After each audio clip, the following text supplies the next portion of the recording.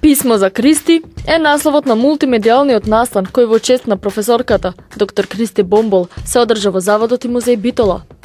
Нашата соработка прерасна во пријателство и тоа траеше 23 години и неколку месеци додека таа не почина.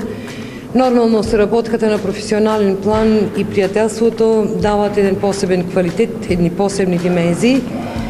И јас се уште не можам да се одвојам, како да речам, од тоа дека таа ја нема.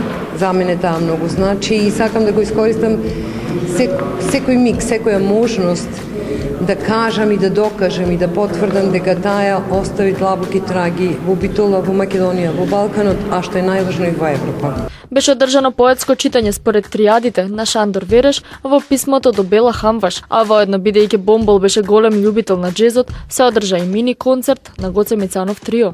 Види, големо е чувството, мислам и малку и тажно, нели?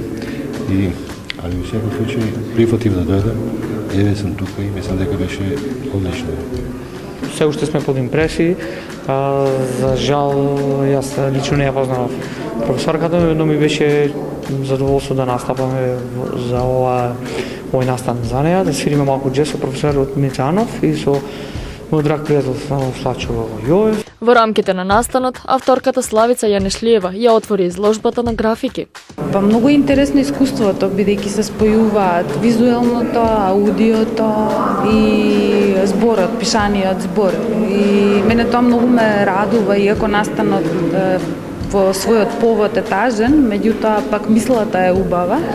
И многу ми се допадна оваа идеја да се спојат овие три компоненти заедно, односно сетилата да ги споиме, бидејќи ние уметниците секогаш се обидуваме тоа да го сториме. Секој во својата фела, меѓутоа еве јас лично преку визуелното секогаш се трудам сите сетила да ги опфатам.